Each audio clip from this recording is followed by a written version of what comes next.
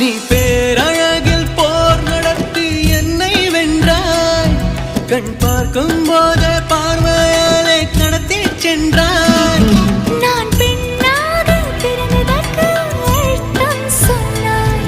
முன்னறியாத வெட்கங்கள் நீயே தந்தாய். என் உலகம் தனிமை காடு, நீ வந்தாய் பூக்களோடு. இனி தொடரும் கனவுகளோடு. பெண்ணே பெண்ணே, நீ இல்லை என்றால் என்னாவே?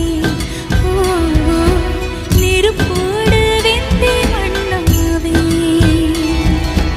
உன் பேரை சொல்லும் போதே உன்னை